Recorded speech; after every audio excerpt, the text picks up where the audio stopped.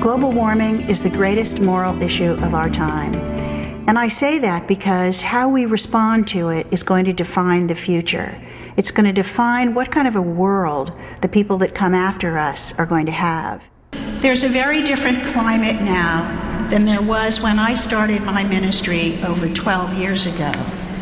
People are increasingly accepting what the science tells us. And the religious community, Jews, Muslims, Christians, Baha'is, Buddhists, Mormons, Roman Catholics, have all begun to address not only the subject of climate change, but also the protection of the entire communion of life. We're working with currently over 300, and when it comes to our Cool Congregations workshops, we're sitting at about 240 congregations that have participated in that so far.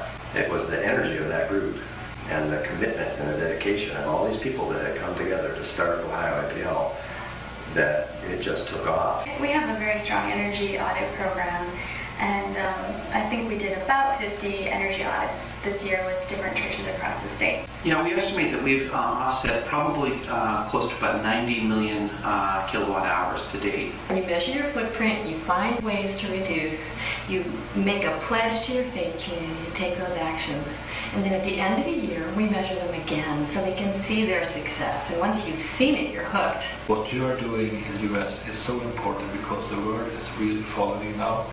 I can see that the EU is slowing down the processes, so it's so important what's happening in the US. And I think that faith communities might be very important for sort of push this process forward.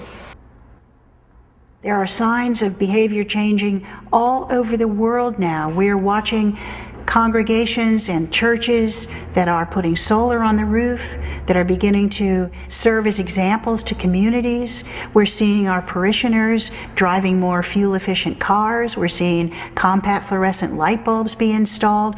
All of these things are cutting down on the amount of energy we use.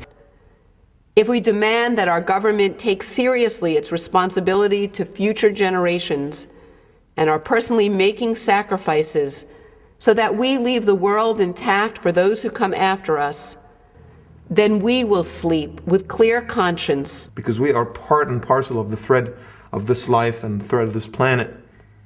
And so if we put these concepts in together and we create this picture, this beautiful picture of us living in harmony with the creation of God, maybe we'll be able to put an end to this ongoing destruction to our environment. We have a chance to do what few generations have had, and that is to come together with a shared purpose and the joy of working together as a unified force with a regenerated view of the human purpose on the earth.